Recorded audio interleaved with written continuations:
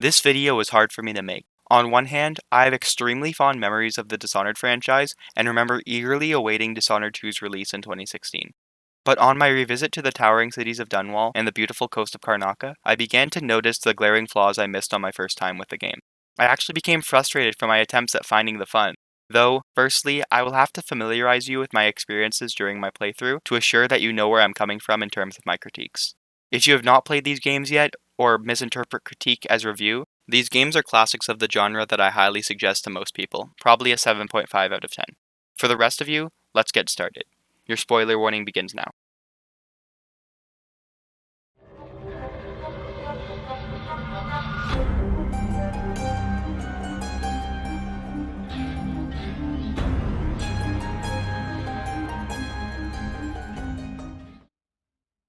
Dishonored 2 had large shoes to fill from the start. The story of the original, while not the strongest literary-wise, accomplished its goal of keeping the player off guard and forcing them to confront the chaos system head-on. Turning your companions, who have been the entire reason for your playthrough, against you was a phenomenal move and really worked to give players the drive to continue. Dishonored 2 starts off a decade or two after the first game. For those familiar, Emily Caldwin, the adorable child you helped rescue and protect in the first game, has risen to be the Empress of Dunwall and trained in the ways of combat by her father Corvo Attano on the side. At the same time, there have been murders happening around the nation of those who oppose Emily's rule. People have called the murderer behind these attacks the Crown Killer, leading to the populace believing Emily and her court to be behind these deaths. This is explained later on. It is shown to us through cinematics and small tidbits of dialogue throughout the game that Emily feels unimpressed with her work as Empress.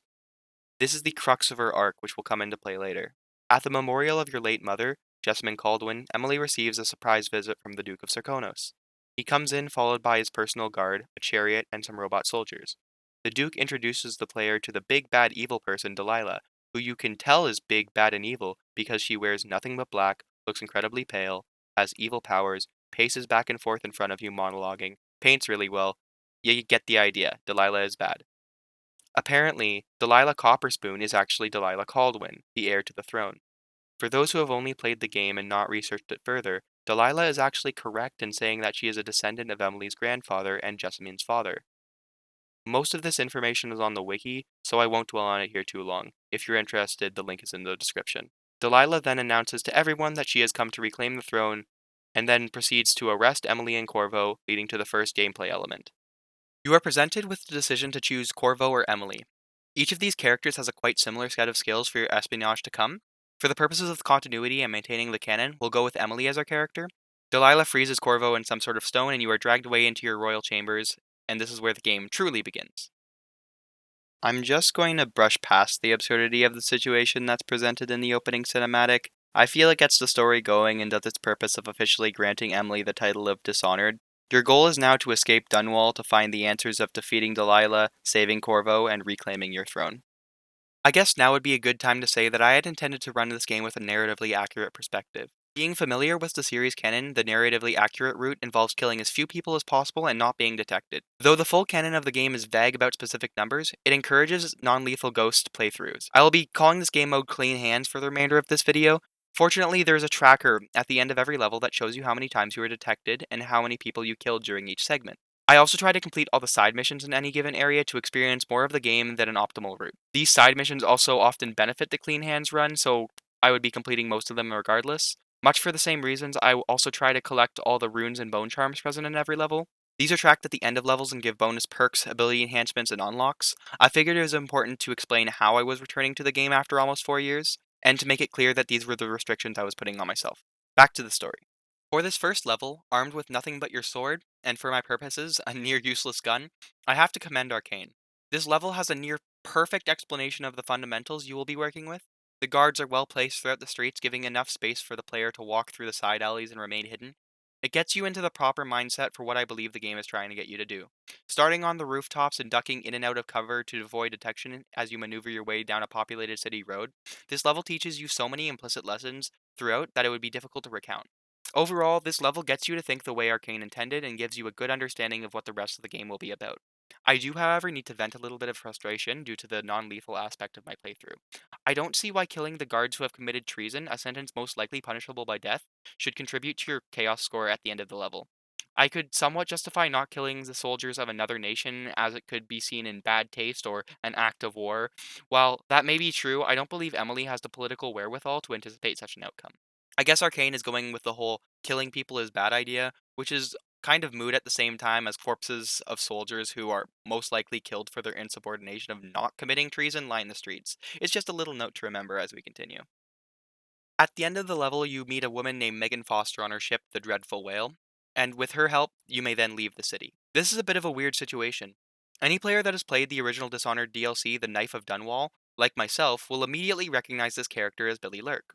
For those who don't know, Megan, who is also called Billy Lurk, is part of the group who fucking assassinated Emily's mother Jessamine in the first game. I'll talk more about Megan when she becomes relevant to the story rather than a glorified skiff driver, so we can take a step back and look what was presented so early in the game. The player has been given control of the Empress of Dunwall, who has already expressed her distaste in that position. She was relieved of her crown by a questionable relative, in quotation marks, and her father was captured. Overall, the motive for the player is there, but I wouldn't be lying if I said that I forgot about the motive for completing the story entirely through most of the missions. I feel the original Dishonored accomplishes its motives better. Having an introduction that lets you play hide and seek with baby Emily to draw a connection with her, being framed for murder is something that, at least for myself, draws some sort of guttural response from the pit of my stomach to redeem my name and save the child. Regardless, that extra opening situation of seeing ratifications of your dishonorment gives drive and a purpose for inflicting justice on those who have done you wrong, which translates to much of the first game. With Dishonored 2, I had trouble relating to such a crazy farce of a hostile takeover, but as I said earlier, I will brush over its absurdity due to the difficulty of properly building up a character like Emily in the early minutes of a game. I do, however, wish that the crown killer aspects of the story could have been used as a driver for the player's motivation. Yes, it would follow a very similar structure from the first game, being framed for a murder that you didn't commit, but nonetheless, I feel it would have accomplished its goal better. Nevertheless, Megan and Emily set off to the coastal city of Karnaca to find out who Delilah is and how to stop her. Waking up on the ship near the shores of Karnaca, the player has their first time meeting with the Outsider, the pseudo-god of this world.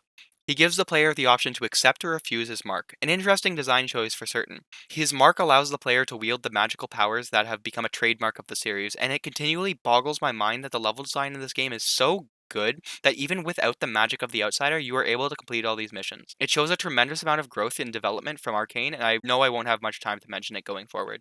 For the purposes of my playthrough, however, the Outsider will grant Emily his mark and give the player a still beating mechanical heart with Jessamine's soul in it. Emily has a significant lack of emotion from being somewhat reunited with her mother, even in spirit. This contrasts certain actions and statements later in the story, but for now, this soul was a very strange story element that was not touched upon much throughout.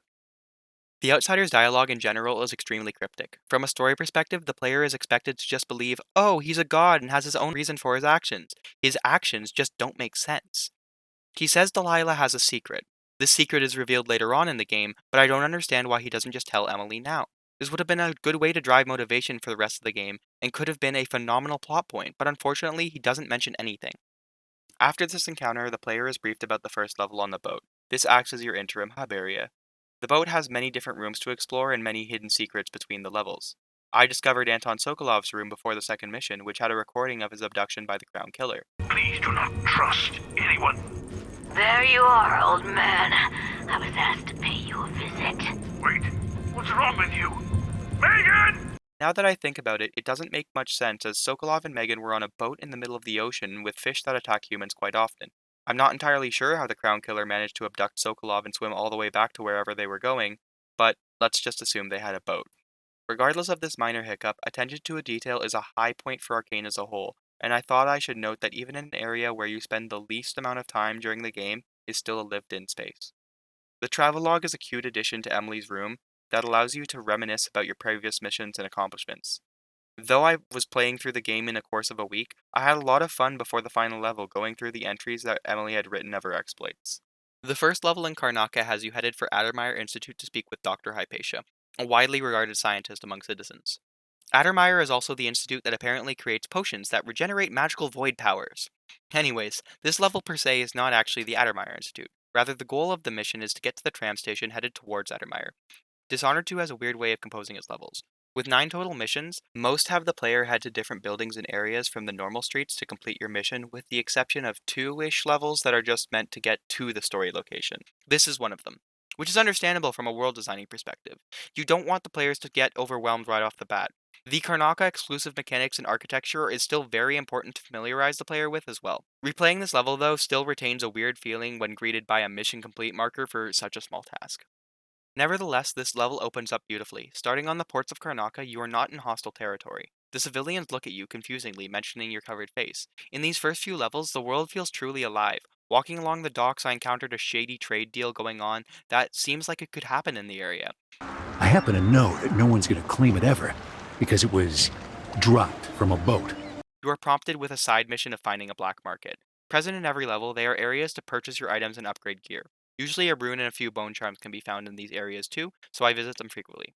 However, playing these games previously, it is always possible to enter these shops from the back where you can steal all the items and money. Often it is extremely hard to get to these markets, but never impossible. This is more so a praise to the realistic levels Arcane created, where every area has a second way to get into. This mentality goes for pretty much every task as well. There is always an alternative way to complete a problem. For this first mission, you can either try and sneak through the tram station to a back area which goes to Addermire, or, with a little investigation, can find Mindy Blanchard, who asks the player to collect a corpse from the faction called the Overseers in exchange for a favor. To double down on this multiple solutions idea, the player can choose to head through a disgusting blood-fly-filled house, or make their way past a dangerous gate called the Wall of Light. There are plenty of examples around this philosophy that, for the purposes of being able to finish this video, you need to understand that Dishonored 2 was made with the idea of improvisation as a cornerstone of its design, and it truly shows. I know I've asked you to keep a lot in mind to this point, but I do implore you to remember the word improvise as we get to the real critique parts. Once I collected the body from the Overseers and returned it to Mindy, I was awarded with the electricity to the rails being turned off so I could walk along them and bypass Addermire Station as a whole. Overall, this level did many things correctly and did a great job familiarizing the player to the atmosphere of the world. Dishonored as a franchise has these secondary objectives that, in quotes, bypass certain aspects of the levels. I find that in most cases it isn't bypassing difficulty, rather, it's an allocation of that difficulty to a different place. I can't help but feel like Arcane designed these worlds, then forgot players are stupid and will head from quest marker to quest marker, ignoring the beautiful world they created. The Overseer building is a perfect example of the "oh shit, we forgot to have a relevant reason for visiting this location" syndrome certain quests and missions as a whole suffer from. In respect to the narrative going into Mission 2 and 3, I still find some trouble justifying the trip to Addermire. According to the cutscene that plays while Emily is on the tram to the Institute, Emily hopes that Dr. Hypatia will be able to give her answers in respect to the murders happening all over the city. I still fail to see the correlation between these two plot devices. I'll chalk this one up to missing a piece of dialogue or book reading. Nevertheless, this trip feels out of place. Some more attention to motivation for Emily's venture here would have been very much appreciated. The Institute itself has been run down from its previous apparent beauty. The structure is enormous and filled to the brim with guards. These guards are here to restrict Hypatia from leaving the building, though I don't really understand the correlation between locking down one doctor that will eventually lead to the entire building falling to filth and ruin. The best justification for this ruin that led to grass growing on the inside is the building having a metaphor for being two-faced. This comparison will become much more apparent when we talk about Hypatia herself. Continuing through the building, I found myself on the rooftops and in small attics. The verticality of the game becomes significantly accentuated in this area. Using the architecture that includes large balconies and rafters to grapple on grants a lot of agency in terms of how it can be completed. Your first goal is to reach Hypatia's office and obtain her key to get to the recuperation wing. This wing is infested with these insects called bloodflies. Our first introduction could have technically been in the second mission, but that was an optional pass through a single building, and I deem this to be the first proper introduction to the pests as they are unavoidable to reach Hypatia herself. The bugs swarm around you and make the most obnoxious sound that I get the feeling that the flies are crawling on me in real life.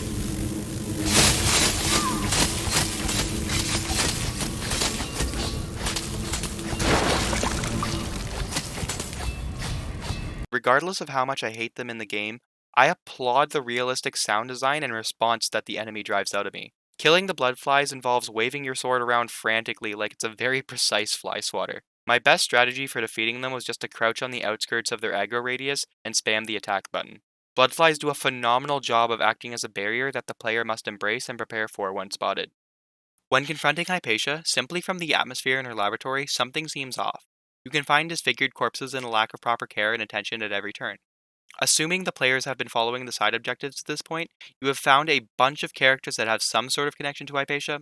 In truth, I don't really know their connections to the Institute at all, because most of them, with the exception of Vasco, have their links buried in the depths of the countless documents and books present in the Institute. Vasco, however, is revealed to be Hypatia's assistant right after he lets you know that Hypatia herself is the Crown Killer. Vasco tells you that she was working on a serum to help the miners, which, upon testing, apparently distorted Hypatia's mind so much that she became Dishonored's version of Jekyll and Hyde. Her Hyde side, which upon some extra research is called Grim Alex, is a side effect to the serum to help the miners. Grim Alex is the one committing the Crown Killer murders with no recollection from Hypatia. With all this out of the way, it begs the question, what the fuck did Hypatia think the miners were afflicted with? Vasco quite clearly informs you that there's a way to cure Hypatia of her affliction. The guide for accomplishing this is in his safe, which he has the foresight to give you the combination to before. I've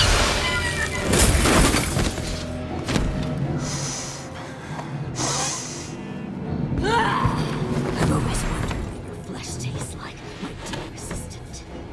Hypatia in her Crown Killer form is horrifying. Her skin is a much darker tone, and her hair stands on its end. I'm unsure if this was an audio bug with the distancing of the audio source, but when she begins to prowl around the laboratory to talk about sensing you, I felt chills running down my spine because it played in the back of my headphones.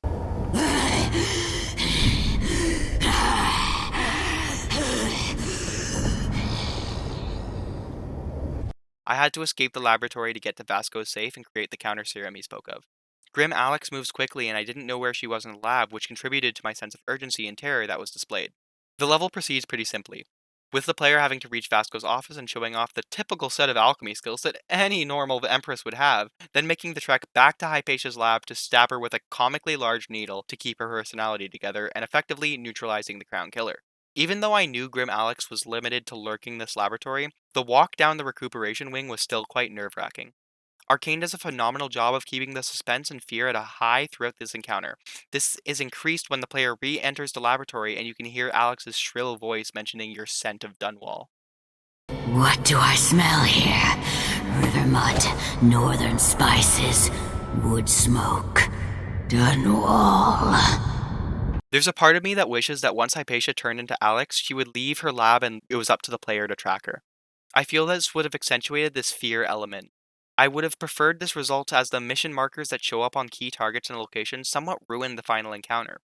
The fear factor of when I first encountered Alex and she jumped through the window as I made my escape, I didn't know where she was. I was genuinely scared, and when I saw her on the other side of the room, that pause was very tense and worked with the motif of the character. Her heavy breathing made me uneasy, and I just hoped for her to turn around so I could make my way out of the room. I mentally prepared myself for this experience on the way back, but when you return to the lab, the quest marker keeps tracked on her the entire time. Scary things are scary due to the sense of the unknown, and this marker felt like it let a lot down for the amazing setup Arcane had created.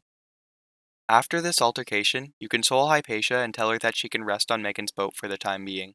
The only goal for the rest of the mission is to disable a watchtower, which seems like an added side mission to justify why Megan couldn't have just skiffed you to Addermire in the first place. I don't really understand this idea because there were clearly no guards or people watching from the front of the building that holds the tram entrance. Overall, it just feels unnecessary for the mission and could have been removed with no ramifications. It's another example of Arcane overproducing the areas and missions and realizing the player has no reason to look around in them. Once you take down the watchtower, that will end Mission 3. Narratively speaking, this level is a bit jumbled. There was an audiograph, which is a recorded message in Dishonored's world, of the Duke of Zirkonos, Luca Abel, blatantly confessing on tape that he knew of the Crown Killer murders and was indeed inciting them. This is the perfect piece of evidence for a hostile takeover, or at least enough to try and force an impeachment.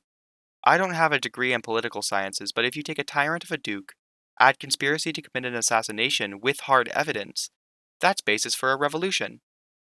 Clearly, Emily wasn't too enthralled with politics in her time governing that she didn't know this. I also didn't understand why Grim Alex would follow the Duke's orders anyways.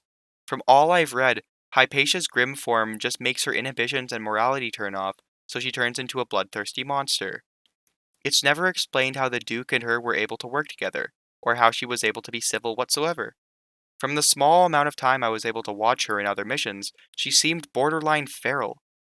All that aside, it does a good job for setting up the next mission of infiltrating Kirin Jindosh's estate to rescue Anton Sokolov. The beginning of the next mission is very similar to the last. Arriving in the Aventa district, you are quite a distance away from the mansion and have to make your way there on foot. This is one of the examples of a mission that could have benefited from being split into two separate areas as opposed to the second and third mission. Or, on the other hand, could be an example of why the second and third mission should have been combined. The player has to maneuver through a district and a possible 2 tram rides to simply arrive at Jindosh's mansion.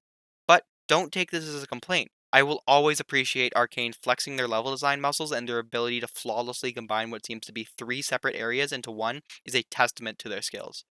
I just question the reasoning between these tram rides and the one that gets you to Addermire.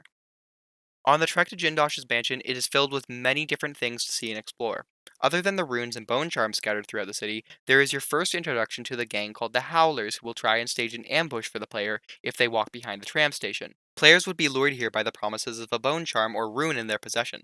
It's such a well done set piece, too. The other members of the gang hang out in the back alleys, some of them so well hidden that even with my dark vision I didn't notice them until I was already spotted. Though having to reset is not my favorite activity, I chuckled to myself that even though I knew of this trap, I still got caught. The first area of this level holds the black market. Upon visiting it, you are told to hide because the leader of the Howlers, Paolo, is coming by and he doesn't want to be disturbed. He comes in a few seconds later and forces the shopkeep to lower her prices for an apparently impossible order. You can choose to eliminate Paolo right then and there. This will have implications later into the game, but after not being prompted by a strangle option when approaching an enemy from behind, I figured it was impossible to incapacitate them and let them continue. After Paolo leaves, the black market becomes open to you and you may progress as normal.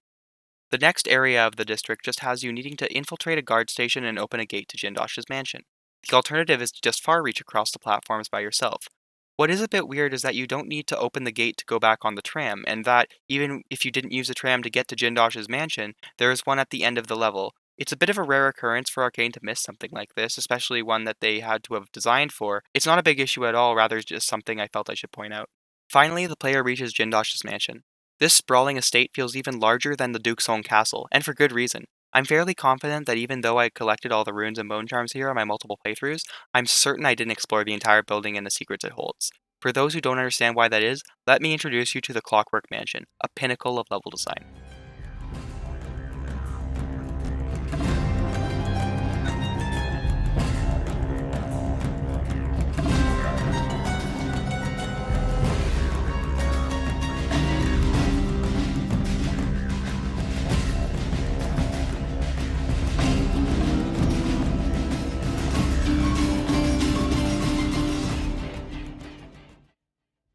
The building has a gimmick, where, through the activation of a lever, the mansion transforms into another state. Most rooms have this functionality, and inside some of those rooms, certain objects can be revealed, concealed, or changed entirely. What makes it even more spectacular is that all the mechanics seem to make sense. I'm not an engineer, but I can put a cube into a square hole well enough to map out that the different chunks of the room that are being swapped in match the size and layout of the original room. Even more, the room changes dynamically. Most games would play some sort of loading cinematic or fade to black and return to see a new room, but here we can see the transition on the fly. This is very relevant as it is possible to make it inside the walls of the house, which is precisely what I did immediately. The dialogue even reflects this choice of movement. Speaking of dialogue, Jindosh is an arrogant prick. His quips and insults he throws whilst you traverse the home are frustrating and simultaneously hilarious.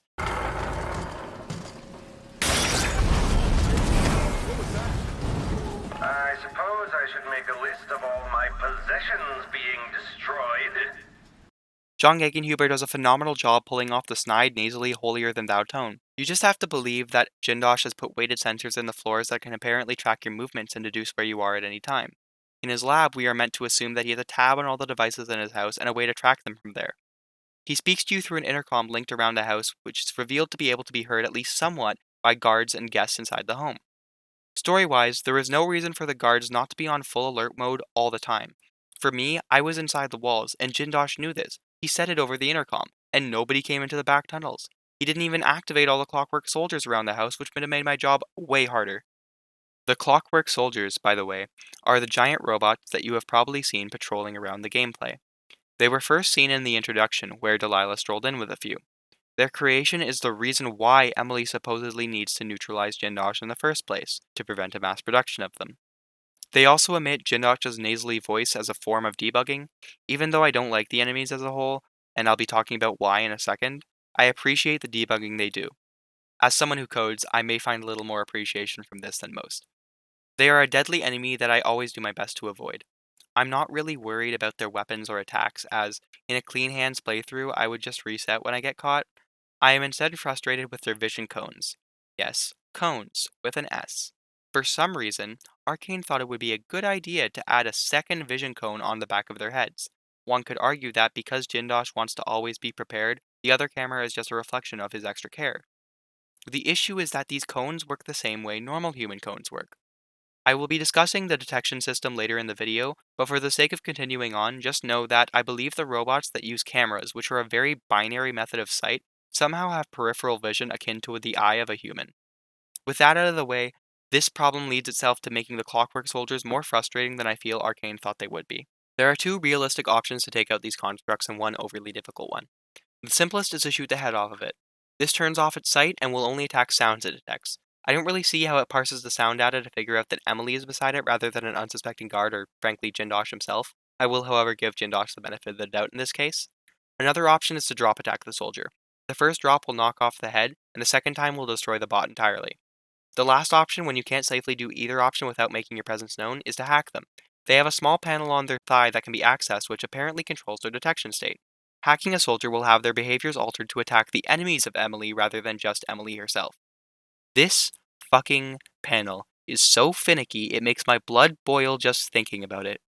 The pickup detection in Dishonored as a whole has always been something to have to get used to, but due to this awkward detection system on the Clockwork, being able to time being by their side for a short enough period where you're not detected, whilst also having to open a small compartment to put a rewire tool in is very demanding for the finicky system.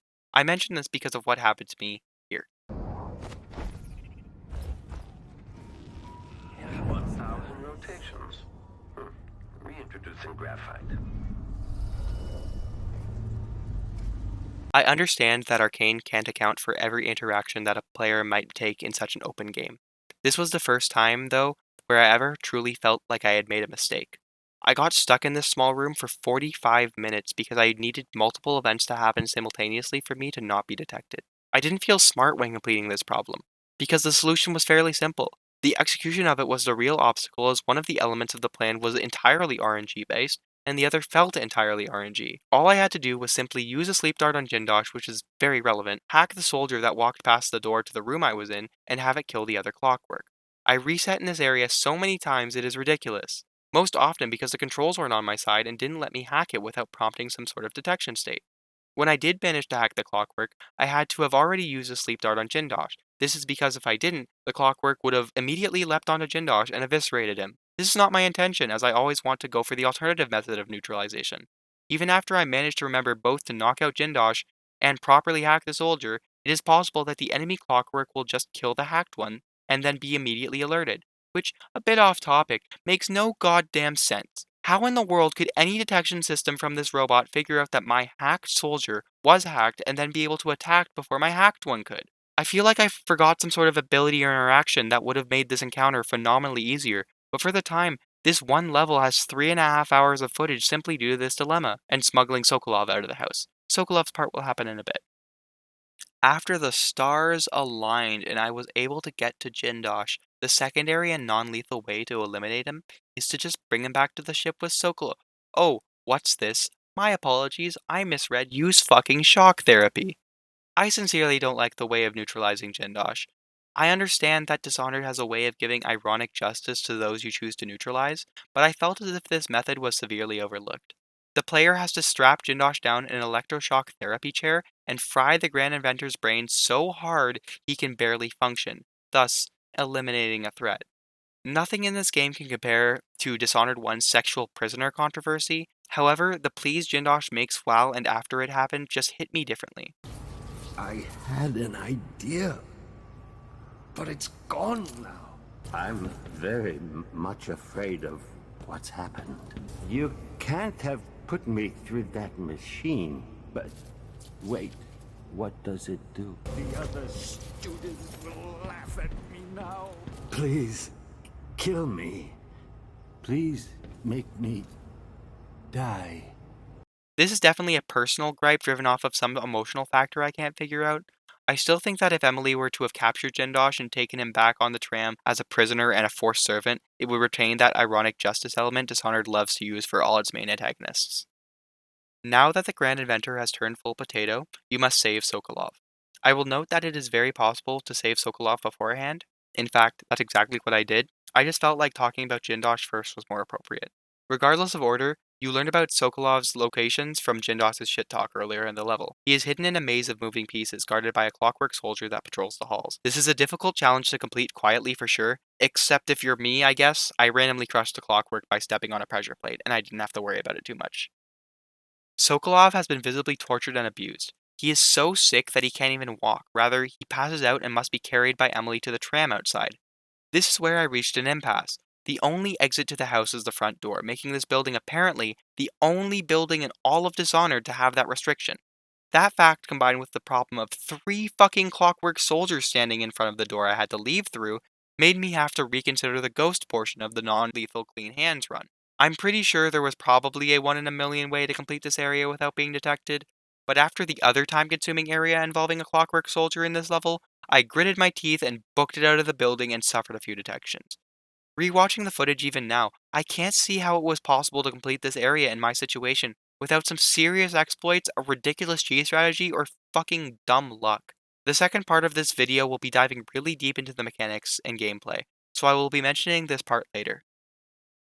Once your quests are complete, you can then take the tram back to Aventa Station and see the fruits of your labor from the first time you were here. You know, the massacred guards filling the streets, Wait, who are they? The witches are briefly introduced in this level for some reason.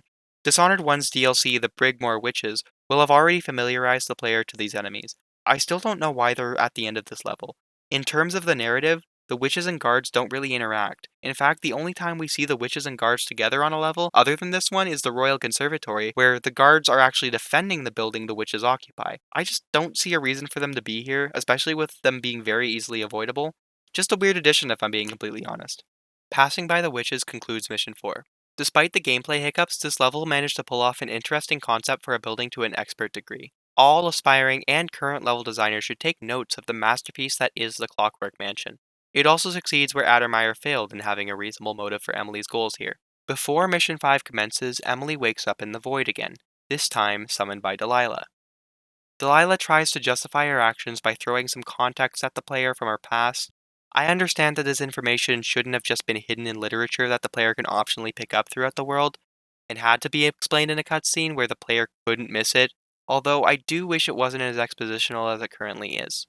Her justifications for her actions are fairly reasonable, but I feel it's not really fair to make a deep villain like Delilah who has had such a troubled past, when anyone who knows anything about the first game can say Emily has also had a fairly traumatic past herself. Even so, Emily puts an immediate thought of doubt into the player's mind by saying, "It's hard to know whether my dear old aunt is telling the truth or not."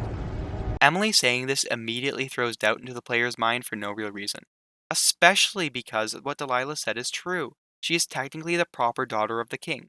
I wish Arcane would have done more with his revelation rather than just cast doubt upon it later on. This interaction does succeed in giving a bit of context to the player for the motives behind Delilah, but it feels really shoehorned into the story. Next up is the Royal Conservatory.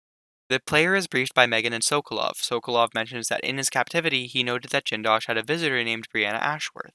This connection sparks the next mission due to Ashworth's connections to Delilah and her working on a device called the Oraculum. I fail to understand how Sokolov overheard these meetings between Jindosh and Brianna when he was locked in a basement maze patrolled by a killer robot. I hope you're beginning to see the consistency of skipping over details that do have an impact on the story.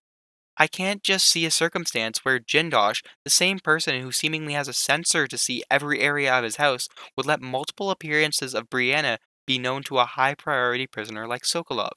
Maybe I'm being nitpicky, but these things do add up, which leads to my immersion and suspension of disbelief being dispelled. Back on point, the player heads to the streets of Syria Gardens. Starting near the river or canal or whatever the waterway here is called, you have to make your way up to the conservatory. This outer objective area is much smaller than previous levels, which makes it much simpler to navigate. With this level being highly dense, there is content to look around for and enjoy almost everywhere. Passing through the streets, the player may stumble upon the black market. This will give you a side objective to find an interesting item within the conservatory. If you retrieve it, the shopkeep will give you a discount on items in the store, along with a finder's fee. The alternative is to not speak to the shopkeep, go to the conservatory and steal the item, then bring it back to the market and he will try to scam you out of it. The side quest given to you is the most optional of all the side quests given to this point. I'll admit that during this recording, I skipped that side objective, but fret not, I didn't see a difference in any significant way to complete this level with clean hands. You were told by Megan that the Abbey of the Everyman, more simply called the Overseers, were keeping an eye on Brianna due to some connection with the Oracular Order, a high branch of the Abbey. This is some story connection that, according to Emily, needs to be stopped. I don't really know why this connection is important, or frankly, anything about this extra lore, as it wasn't described within the core game, and was probably hidden in the countless documents present in every level. Even though this is a bit of a negative, I can't really complain about this because the alternative is to have the more blatant expository sequences like Delilah's backstory. That doesn't stop me from wishing that these things were explained slightly better, but I appreciate the lore distribution not being too intrusive. After obtaining this information, or bypassing it entirely, you have to reach the conservatory. Walking through the main doors will immediately get you detected as it introduces you to a new enemy called the Hounds. For my cautious ass, I only saw its skull on the floor by the doorway from the rafters, as you can just grapple up to them from outside. I'm fairly certain the players were not meant to have just found these discarded lenses in the upper rooms of the conservatory on their own. The entire encounter with the Overseers previously is the thing that gives the player a mission marker to find them, so this was a stroke of luck. Passing through the areas of the building, I came across these vine things, which upon some research I learned to be called bloodbriars, which never really impacted me whatsoever. They apparently have some sort of detection meter that never filled, and once I disposed of Ashworth, they were destroyed, so I didn't get to see them anymore. When the player obtains the discarded lenses from the room I mentioned earlier, you have to trek down to the library to install them into the Oraculum machine and then activate it. This entire sequence with the Oraculum is very buggy. I had more examples from footage that was unfortunately corrupted, so I'll only have 2 examples that I can show. But 2 instances of bugs that occurred multiple times condensed to one area is still grounds for some speculation. Firstly, I'll explain what should have happened with this interaction. You activate the Oraculum with the faulty lenses, which somehow teleports Brianna here. The Oraculum then sucks the void energy in her, leaving her with nothing. All the witches fall unconscious and the Hounds and Bloodbriars are expunged. Brianna then falls to her knees and wallows about how she's lost everything. The player can then talk to her and she will simply ask you to leave as she is no longer a threat. At the same time, what actually happened is Brianna somehow got interrupted during her animation sequence and detected and attacked me. What is interesting, however, is that Brianna didn't use witch magic, which means Arcane had programmed a Brianna that fought without using witch magic.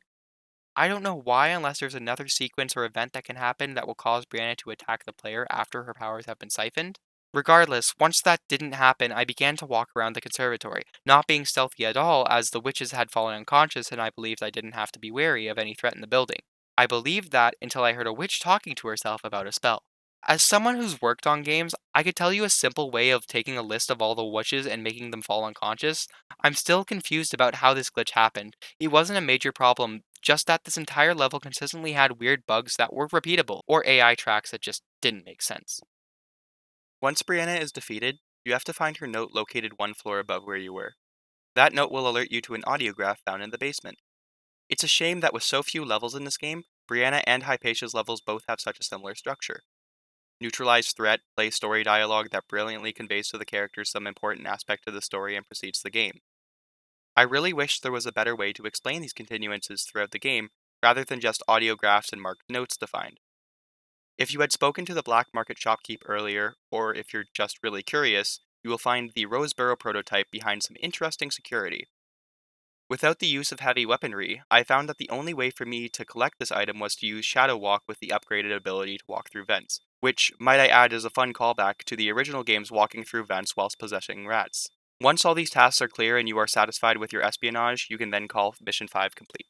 There is a bunch of stuff that I could talk about in respect to the Royal Conservatory as a level. I enjoyed the exterior areas tremendously, as even though it was close and compact overall, the level still felt very open for the player to explore and improvise with the routes they were going to take. I, for instance, bypassed the wall of light, gating the player from reaching the conservatory, by using my grapple horizontally when reaching over the spikes. This is a type of open design that I will never get enough of from Arcane as a developer. There was also a small dialogue with a guard and a maid that was really cute and wholesome. I'll just let it play. Melinda, you look great. Enrico said to give you his regards. That donkey-faced cretin can open his wrists for all I care. Did you bring me something? The silver cigarette case, like we agreed? No, listen. I can't go on doing this. Stealing for you. I'll lose my job. Do you want to be a servant all your life? You're always talking about leaving Karnak on a big white boat, never to come back. You spend your days polishing silver cutlery. Come with me, Beatrix. Let's leave. Could we really get passage on a ship? What if they find us? You know I'll protect you, just like when we were kids. I'll think about it. I promise. Many sections of the world have these dialogues that trigger when the player comes near, but this one seemingly had no real relevance to the story or mission at hand, which made it stand out. The player may also be introduced to the Nest Keepers for the first time. These horrifying people have blood flies inside of them and walk around attacking anyone who hurts the flies. Really creepy, and we'll get a better look at them in the following level too. In terms of what we can account for so far, these missions to neutralize these people are just ways of removing lieutenants of Delilah so she's harder to take over. I don't get how removing these lieutenants will weaken Delilah in any way. Were this Breath of the Wild where not eliminating a key threat would make the final encounter harder, I would understand this interaction. Narratively speaking though, I don't get why Emily is going after some of these people. I did the research on the Oraculum, and it just allows Brianna to influence the Abbey of the Everyman by projecting thoughts into the oracular order. I don't see how that impacts Emily's quest to reclaim her throne. I was originally under the impression that the Oraculum was some sort of witch processor, a device that would let Brianna turn people into witches and unleash the void. But this political tinkering is clearly out of Emily's league. Other than Brianna being a powerful witch herself, I don't see this as a problem in my eyes to Emily's goal. Same with Jindosh. Eliminating Jindosh doesn't mean Clockwork Soldiers are completely removed from the society. There has to be a blueprint somewhere for someone to follow. I'm so certain of this, in fact, because in the following game, the Clockwork Soldiers return. So why was eliminating Jindosh a primary objective for Emily? These are the consequences of having poor motives for player actions. It calls into question the integrity of not just the character, but the entire story as well. When you wake up on the Dreadful Whale, Megan isn't there as she has apparently gone ahead to the Dust District. I have yet to see a second skiff on the boat, but I also haven't been really looking, so I may have just missed it. Sokolov then briefs you on your mission to go to the house of Aramis Stilton, a noble and trustworthy man who has not been seen since Delilah had originally started making her moves. I was under the impression that nobody saw Delilah coming, and this takeover was a complete blindsiding to Emily. Now somehow it was deduced that Delilah began to start her antics at this point. Maybe they figured that since Aramis Stilton had not been seen in X amount of time, this would correlate to do with Delilah. But I see that as a bit of a stretch. Stilton lived in a fortified bunker in the heart of the Dust District, a colloquially named term for the Batista mining district. My understanding of the situation is that Stilton and the previous Duke of Serkonos worked hard to ensure that the miners in the district were healthy and happy.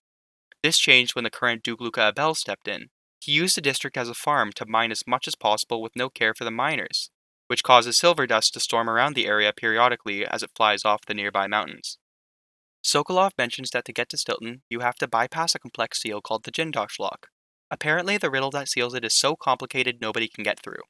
This lock will be a topic of conversation very soon, but for now, Sokolov proposes an alternative to trying to deduce this lock.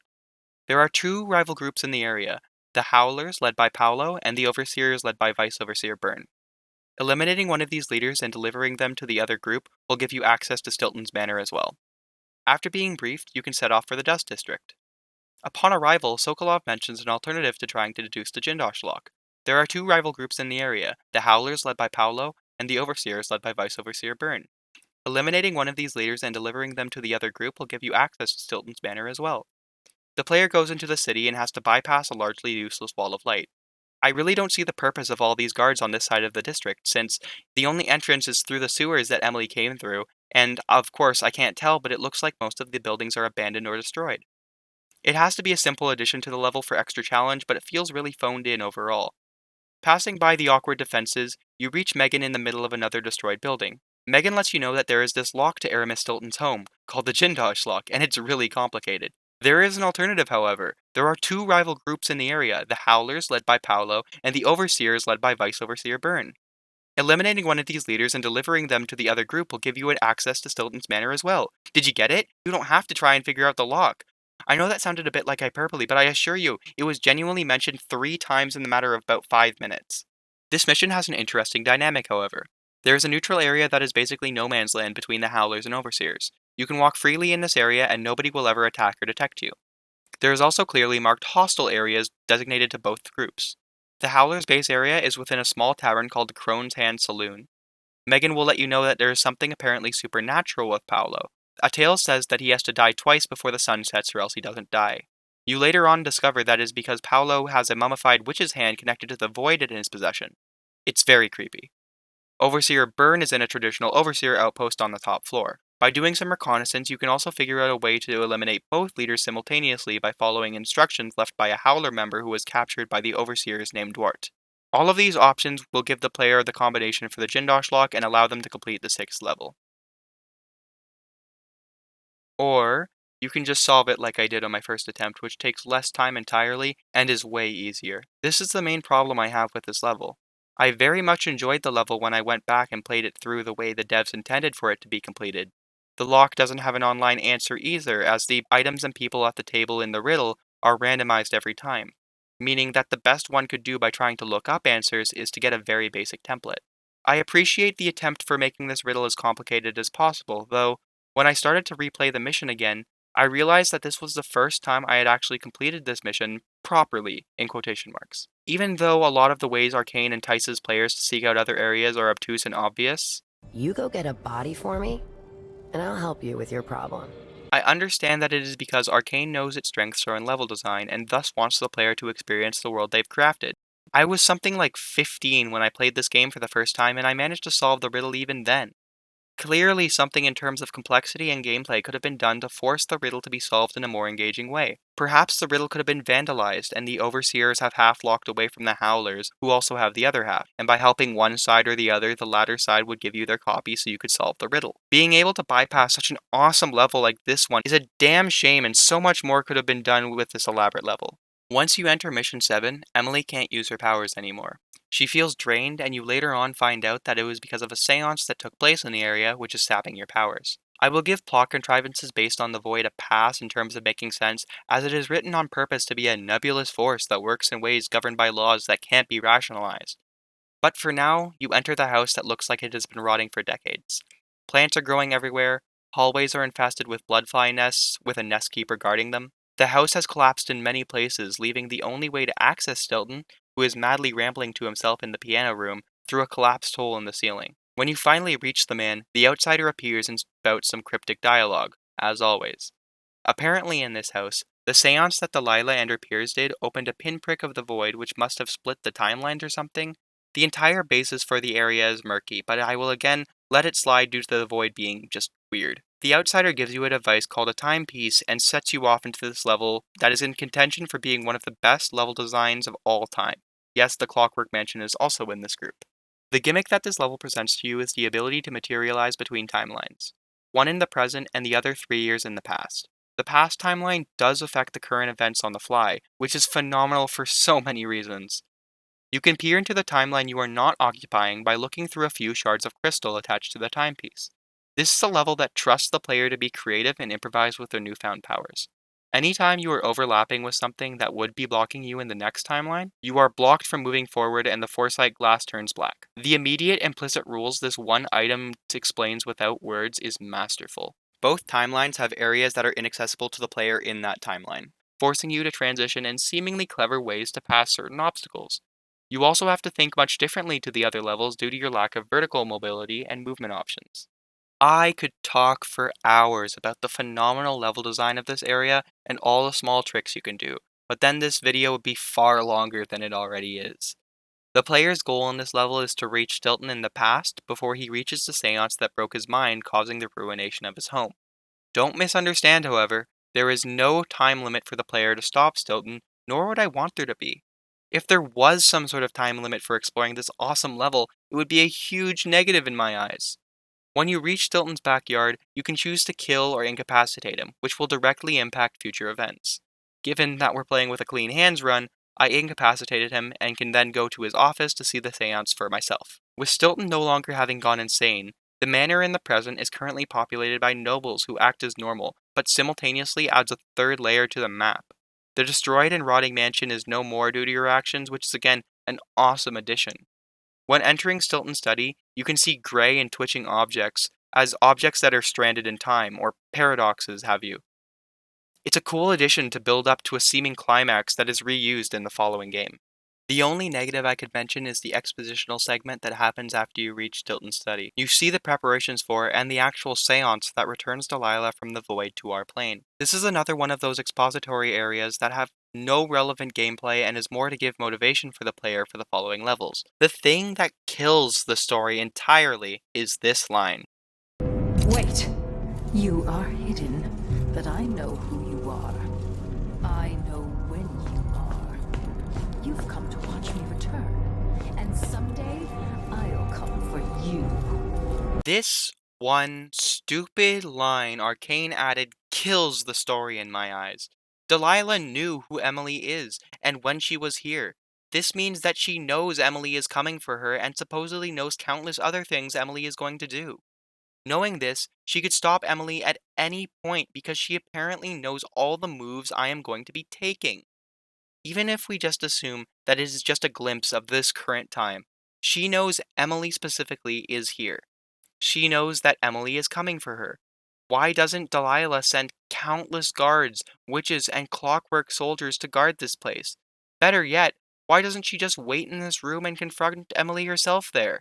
She is immortal after all. Delilah, even on the wiki, is depicted as being tactful and brilliant, as she was able to make her way from poverty to the highest throne in the nation within years. This contrasts her actions significantly. She doesn't do anything about Emily at any point within the weeks, maybe even months it takes for Emily to collect Delilah's soul from the Duke. This line was clearly frivolously put into the dialogue to make the player feel unnerved towards Delilah, but upon even a surface level analysis, it breaks the entire continuity of the story presented in the game. After that train wreck, you can then leave Stilton's Manor and go back to the ship, but not before the outsider literally drags you down to the void for some more exposition. I would have preferred to have the outsider remain more mysterious, but that's a personal preference.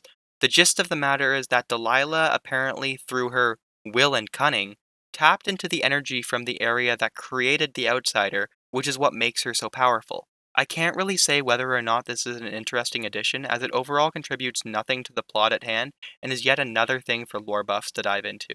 It is extremely hard to add subtlety to a plotline, but Dishonored 2 is not the best at storytelling through showing and not just telling. I would also like to mention how funny it is referring to whatever contraption holds Delilah's soul as a thing. Even the outsider calls it a thing made of bones. Inside a thing made of bones. I don't know why this is so comedic to me, but maybe Arcane just left their thesauruses at home that day.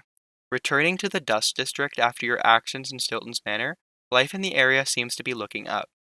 Stilton has retained his position as an ally to the miners of the region, and though dust still flows through the area, proper attention and care has been taken to ensure the city doesn't fall to ruin. Megan also has her eye and arm again. When Stilton went missing in the bad timeline, Megan fought the Grand Guard, which resulted in her injuries, but with Stilton never going missing, Megan never got into that fight and thus never lost her limb. This timeline shift, however, also puts into question Megan's intentions for having been in Dunwall on the day of Jessamine's death once again, but I have harped enough about the timey-wimey stuff present within this level that it will get a pass. I'm conflicted on my opinion about these two levels. On one hand, Mission 6 is a prime example of the open nature of the Dishonored franchise as a whole, but the entire Jindosh lock that can be indeed solved by anyone with a piece of paper, a sharp mind, or an internet connection is a stumble for certain, especially because, if I recall correctly, the Overseers and Howlers no longer have a blood feud that takes over the streets. Your actions have been changed. Even though the players at the time wouldn't know this, it feels as if you wasted your time deliberating over what route to take and executing on that plan, if it was overwritten by positive actions in the future. As for Mission 7, in terms of gameplay and depth of things to do within a single house, this level is one of the deepest areas I know. The plot is what fails this level. Delilah's slip of the tongue is such a travesty that I wholeheartedly wish this line was removed from the game entirely, which would make this area a near flawless one. Knowing now that the key to defeating Delilah is to collect her spirit, and somehow having determined that the Duke has Delilah's spirit contained within his estate, your goal is to collect that spirit and do something about the Duke. When you wake up, Jessamine, who has periodically talked to you over the course of your journey, mentions that this is her final evening before her power dissipates. This will be relevant later on. Nevertheless, on the deck of the boat you are briefed by Sokolov, Megan, and optionally Stilton if you saved him in the previous mission. The Duke is the best written villain in terms of making sense of the villain. His reign over Karnaca has clearly left the citizens worse for wear, and his actions are deplorable by any standard. That, combined with his safekeeping of Delilah's spirit, and by extension her greatest weakness, makes this objective clear and concise. If you talk to Stilton after the briefing, or wait until you get on the skiff with Megan, they both mention that the Duke has a body double who looks, sounds, and acts exactly like the Duke. Megan, however, adds that the double's a smoker and is apparently a pretty nice guy. Speaking of Megan on the skiff, I really enjoyed this small back and forth of Megan chastising Emily about her privilege. It builds on Megan's character and is a great exchange of dialogue. At the Duke's parties, people carve up the country while eating boiled crab. There were parties like that in Dunwall, full of toadies sucking up to me, stabbing each other in the back. Poor Empress. I could see those party lights from the roof of the abandoned butcher shop where I slept, in the flooded district. I know you grew up hard, Megan. I used to wander Dunwall with my face hidden, but when I got tired of it, I could always go back to the tower. Karnaca's given me perspective. It's kind of funny, there seems to be a theme of characters berating Emily for being a noble. First Megan, then the outsider when you reach his shrine. It's a tactic to show that Emily has humbled herself to her birthright and gained perspective. It makes sense as I, and I expect many others, forget that Emily is the Empress of Dunwall. This might be due to the fact that the player has known that royalty for a solid 4 minutes of the game. I might sound negative in terms of this writing, but this is the type of narrative subtlety that gets across an idea, and is the reason I get frustrated when the game is very obtuse about its plot points. Emily's character arc makes sense and is written quite well, compared to some of the other story beats present. An example of this poor writing is the outsider in this level. His dialogue is quite weird during this shrine visit. It's like he forgot that he was the one who showed Emily that Delilah's soul was trapped within a bone thing. He acts as if Emily was trying to keep this as some sort of secret that he shouldn't have known about. The entire sequence with him felt more peculiar than usual, so I thought I should mention it. Mission 8 starts outside the main objective building at a harbor near Ravenna Boulevard. This area is blocked off from the public because of the Duke's party. The streets, as always, are phenomenally designed with realistic walkways and set pieces. Much like the Clockwork Mansion, you have to get to a tram that will drive you to the Duke's castle. I haven't mentioned it to this point, but I don't understand how no guard hears the loud noise of the tram whenever it sets off or enters an area. I also don't understand how there aren't any guards greeting the potential guests at their destination. Stilton did mention that the Duke doesn't take too many precautions, but this has been a consistent inconsistency with all the tram rides. Don't get me wrong, I'm happy to not have to immediately suffer a detection for just playing the game, but you have to admit it's a bit weird how nobody watches the trams. Tangent aside, I want to note that I feel like I played this level incorrectly. I know that's technically not possible, but it was weird how such an obvious and blatant skip for the entire area is just staring at the player. Instead of going through the Duke's castle itself, the roof of the building is climbable. It's a bit awkward to traverse through, but it's completely possible and seemingly intended, as at the top there is a small terrace with some food on it. Walking on the roof is the fastest way to reach the Duke. I know for certain this is the case because when I watch speedruns of the games, climbing onto the ceiling and then clipping through it is how the run is completed. This is one of the levels that would have benefited from having one of those objectives in place for the sole purpose of exploring the area. I feel like I missed a significant portion of the level for improvising, which is an issue I will be talking about in depth later in the video. The one main hurdle to cover when it comes to Duke Abel is the body double. You will have to figure out which Duke is the real Duke. There are a bunch of ways to determine which one is the real one, but only a single way was openly expressed to the player, his smoking habit. All the rest have to be found or interpreted throughout the level. I was apparently lucky on my playthrough, as I had taken none of these precautions when confronting the Duke, whom I believed to be the body double, and it turned out I was right. Much like the Jindosh lock in Mission 6, the Duke's positions are randomized, so there is a bit of learning a player that isn't as lucky as me needs to do. I will admit that an off-the-cuff line from this Duke made my assumption a guarantee, but it still leads to the fact that this double may not have said that, making my educated guess still just a guess. The idea of randomization serves for replayability, something Dishonored really sinks its teeth into. In practice, it can lead to underwhelming encounters like my own. By contrast, it can also lead to more exhilarating events for others, but overall the degree of randomness with this mission just had a tad too much in my opinion. I might be in the minority though. The non-lethal way of completing this area is to figure out which Duke is the body double and speak to him. The two of you then devise a plan that involves framing the real Duke as the body double. The complication in this plan, because every plan has to have one, is the real Duke has a medallion that distinguishes him from his body double. Once you retrieve the real Duke, the body double will be able to steal the medallion and act as the real Duke. I appreciate this plan as it makes sense and is something for the player to respect for both its simplicity and elegance. Now that the real Duke is out of the picture, as he has been imprisoned on accounts of insanity, your goal is to reach Delilah's soul in the Duke's vault. Why the new Duke couldn't have just given you free roaming around the castle is never explained, though the trek to the spirit is fairly simple. In fact, as soon as you reach the Grand Palace, whenever you have your heart equipped, you can see it like you can see other runes and bone charms. Traveling along the rooftops, you can make it to the vault where dismantling a Clockwork Soldier and being fast enough to outrun an arc pylon will see you entering the vault. Alternatively, as suggested by Stilton, you can find a hidden passageway in the pantry which will also get you into the vault. You can now reach Delilah's spirit. Beforehand, however, as explained by the outsider and now by Jessamine inside the heart, to contain Delilah's spirit, you must release Jessamine's. Emily seems shocked and saddened that she didn't have enough time to have an ending with her mother, though, speaking truthfully, Jessamine didn't really speak much at all to Emily. I know that you can use the heart to learn more about the world and get interesting tidbits, but all of that content is optional and somewhat hidden. It just seems like Emily should have gotten her closure a while ago. Besides Emily's abandonment issues, this interaction is pretty genuine and mature. I could have totally seen this being another cliché dialogue, but Arcane handled it as two empresses parting ways.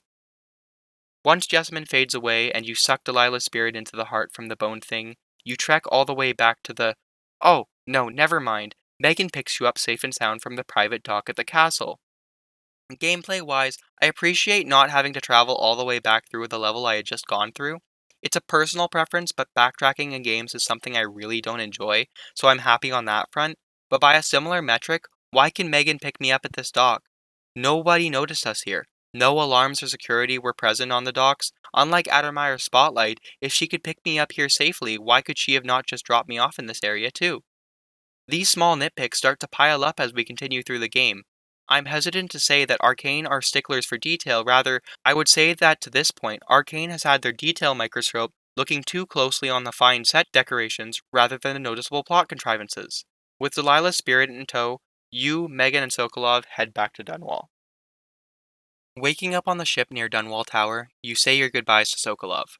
There are also some hidden bone charms, and I found an audiograph from Dowd, the man who killed Jessamine in the first game. Megan also tells Emily that her name is actually Billy Lurk, a member of the assassins who killed Jessamine.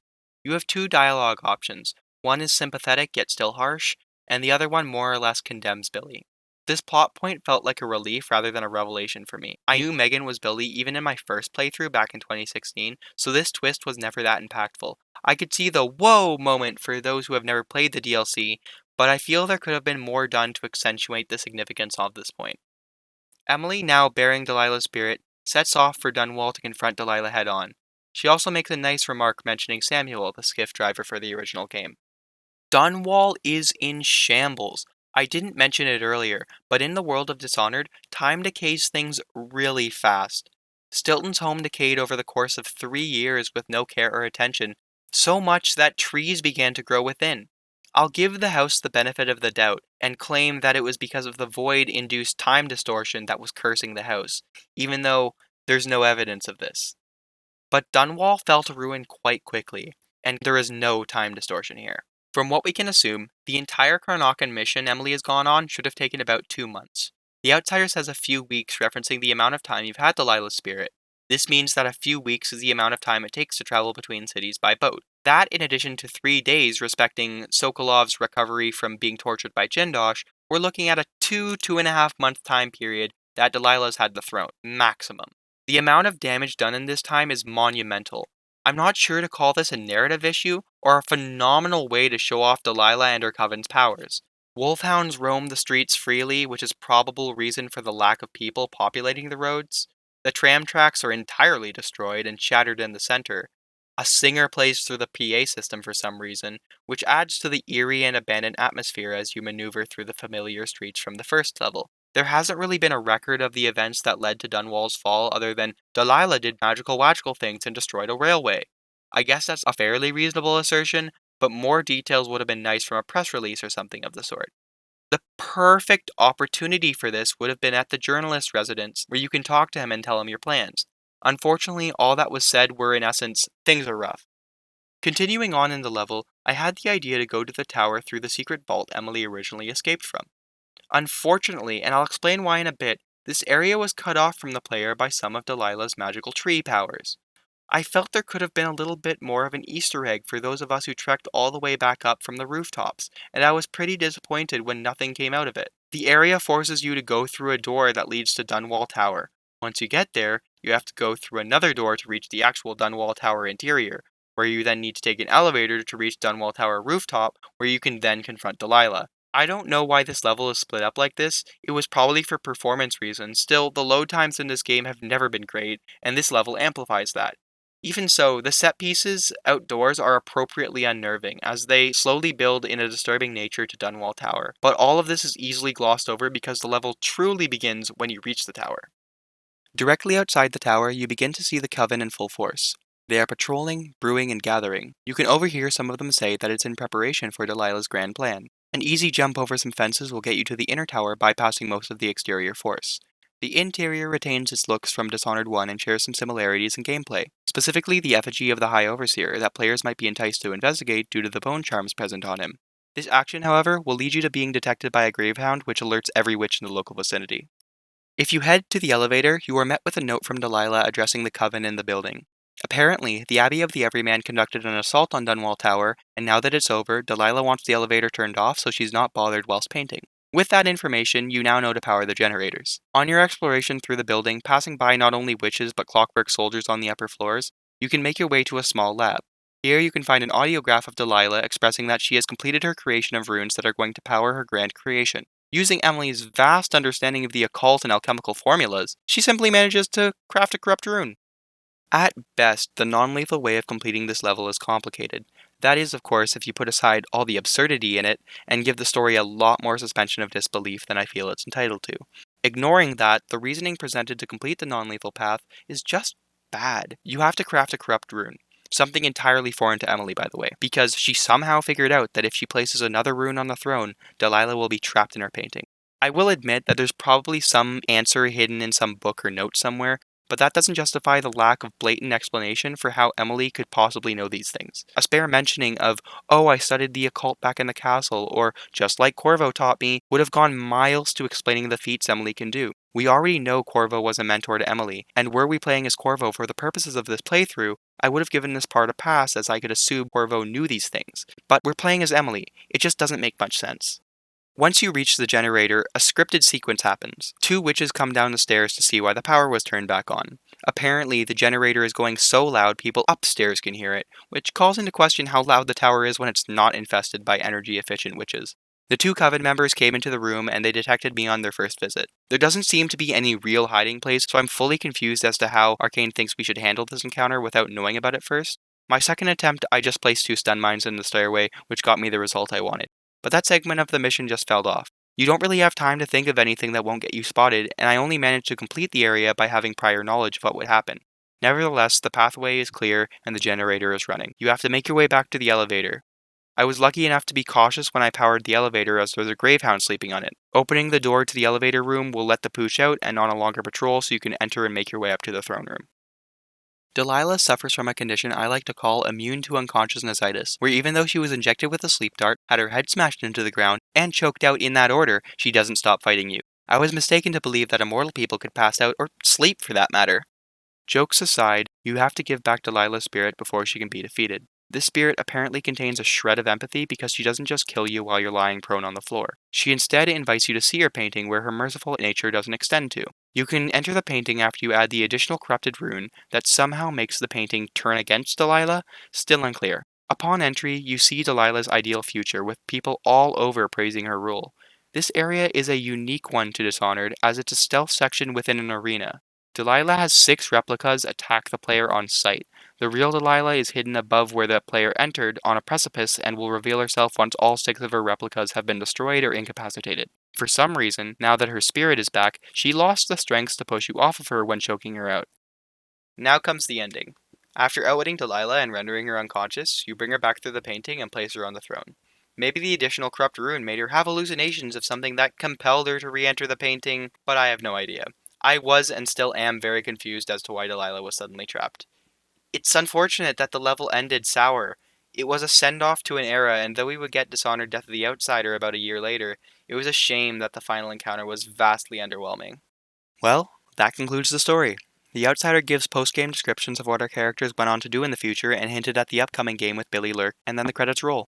Arcane, with a few hiccups and one massive belch, wrote a great video game story. It was not a tale I would write down in a book without some massive edits and additions, but made general sense to the purpose of playing through the game.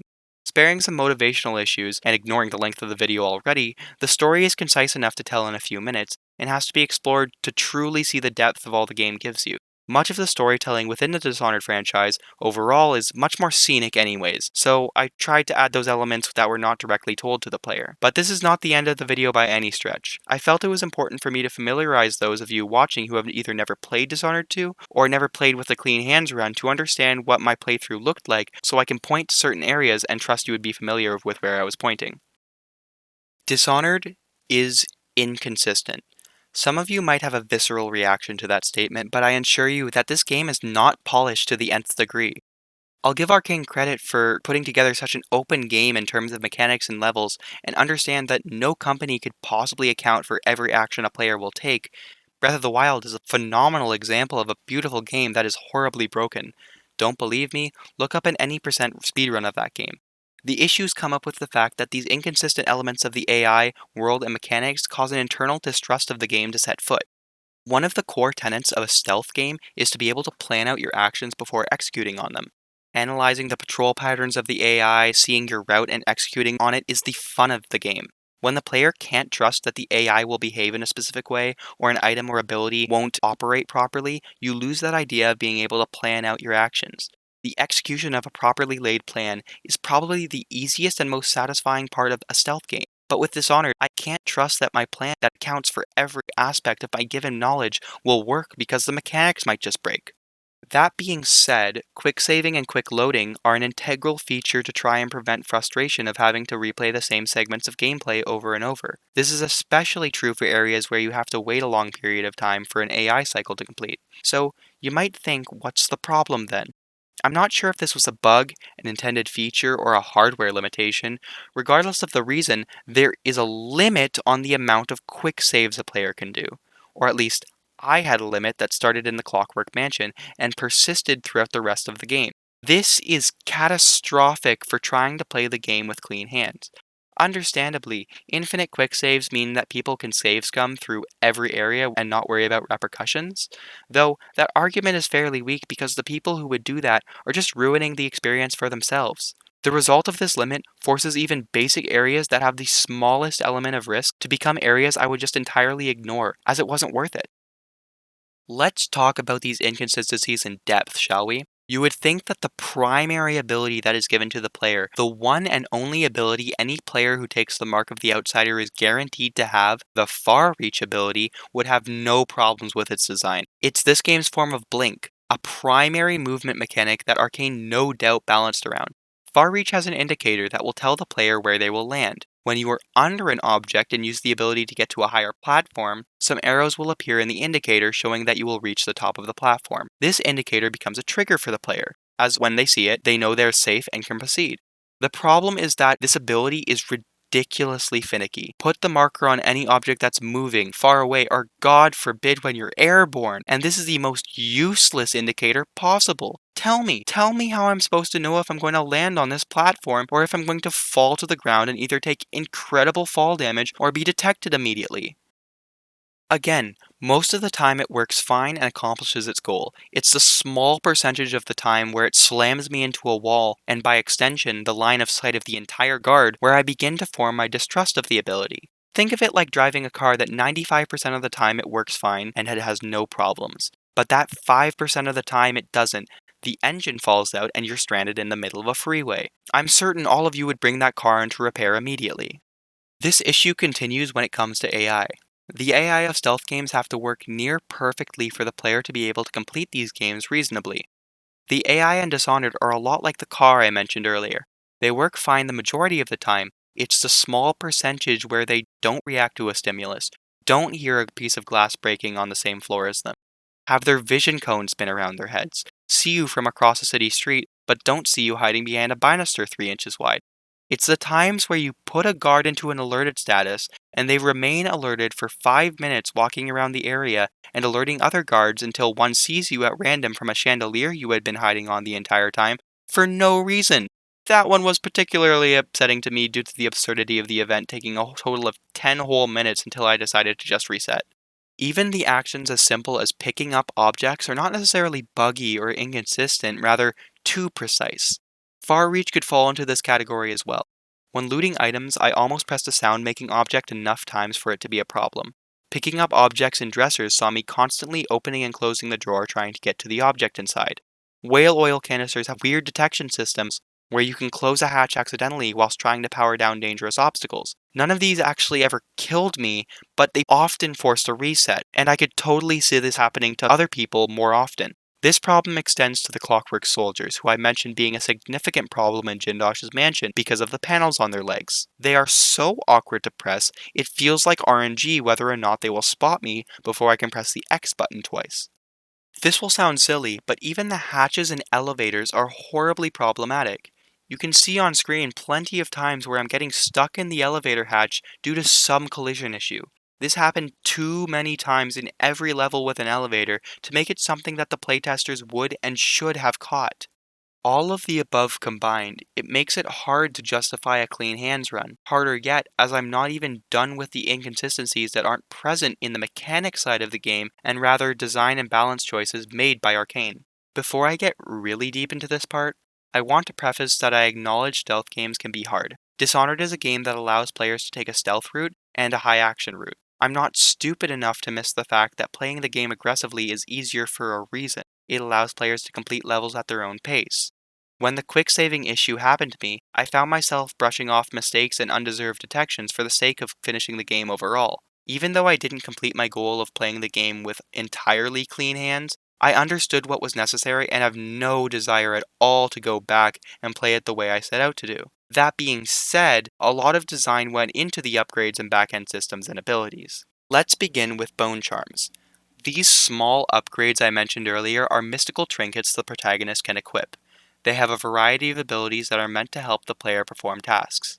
There are 57 normal Bone Charms and 14 corrupted Bone Charms. The corrupted Bone Charms are meant to be powerful bonuses that come at a cost. Out of the 57 normal Bone Charms, 34 of them were entirely unusable to me during my playthrough. This does not mean the other 23 of them were phenomenal either. I didn't place them in that number because I could have technically put them on Emily for a very specific situation that more often than not was just irrelevant. 14 of the 23 fall into this category of technically usable. That leaves me with 9 possible options that would be reasonable to take. Not good, just reasonable.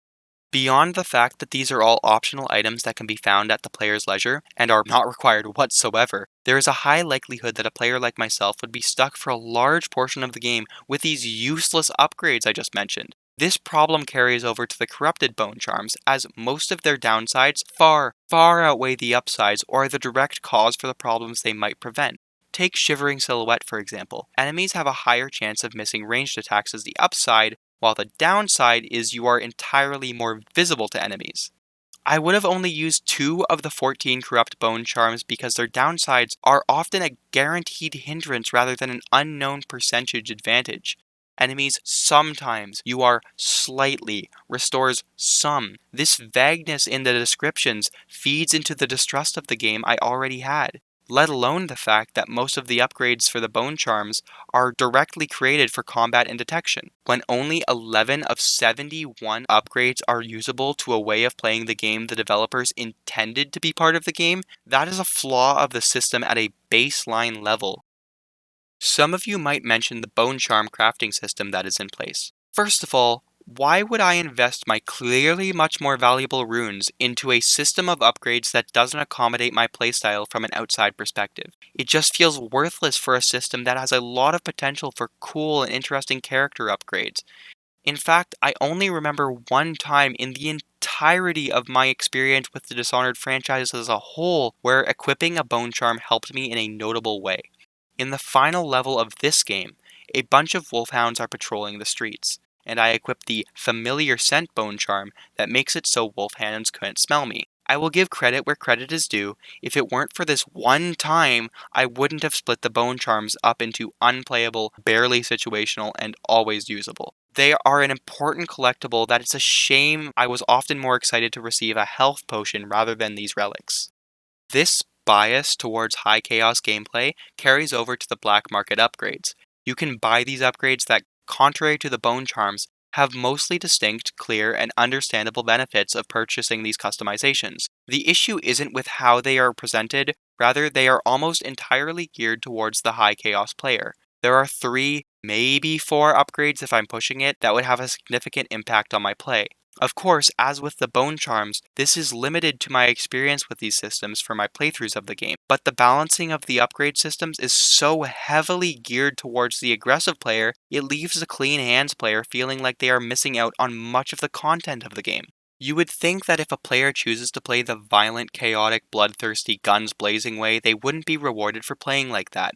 This story entirely hinges on the fact that completing the game in a violent fashion leads to a worse conclusion, pushing most people to complete the game quietly and carefully. But when the player does that exact thing, they are rewarded with what? Bragging rights? A sense of accomplishment? Maybe I'm alone in this, but I didn't feel accomplished when I completed the game.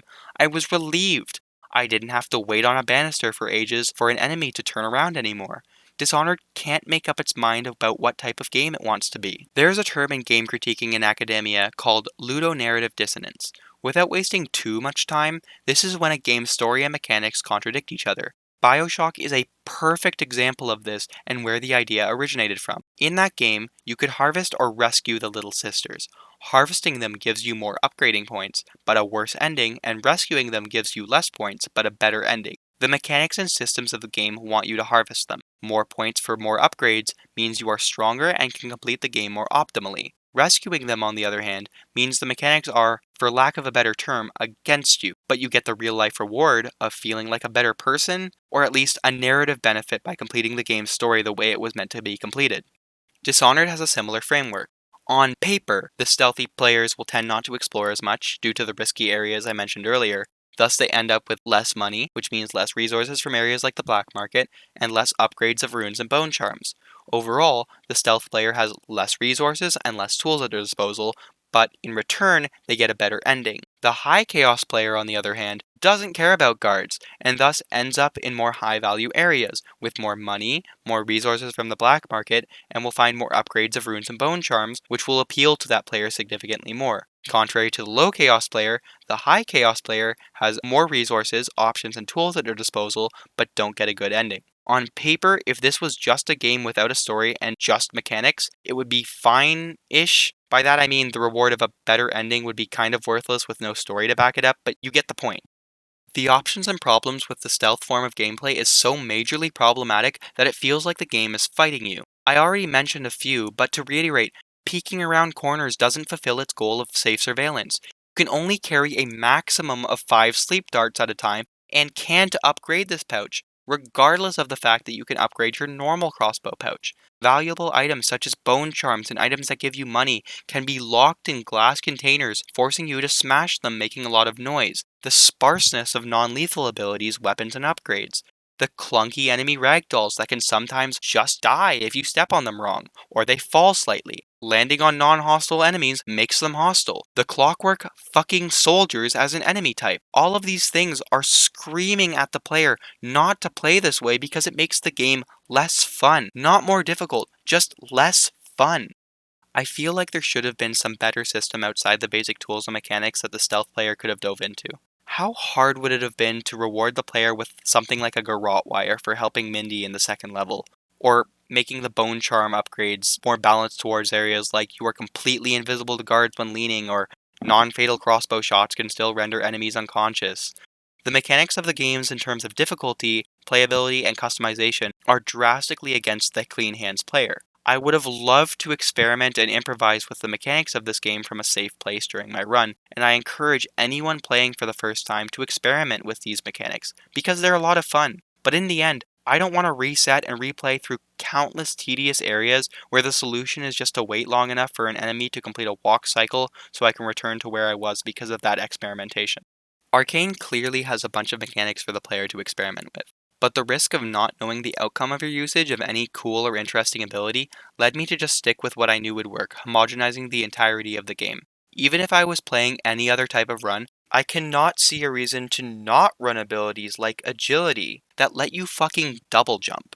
Soft-footed is another black market ability that I would get no matter what type of run I'm trying to do, simply because of its ubiquitous usage. This is where I see Arcane falling into a problem. The upgrades of stealth gameplay could and certainly might make all upgrades secondary because of the omnipresent applicability to mostly every circumstance stealth upgrades help with.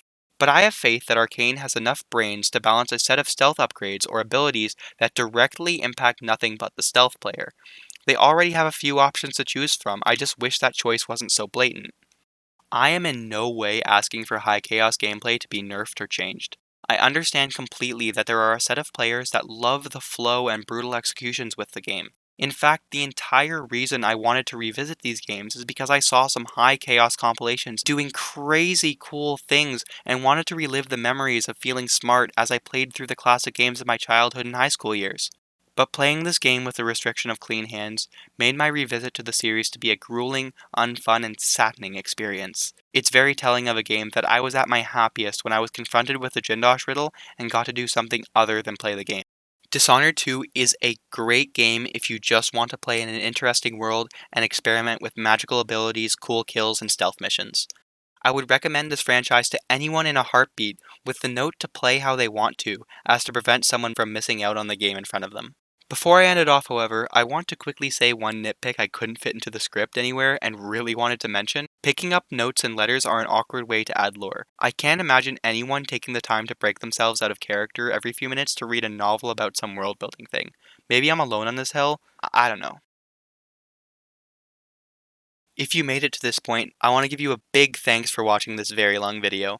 If you disagree with me on any of the points I made, or want to discuss something in the video, let me know in the comments. I'm a pretty small channel, so I'll be sure to respond. I'm unsure what game I'm going to be critiquing next, so I'll be taking suggestions in the meantime. Thanks for watching!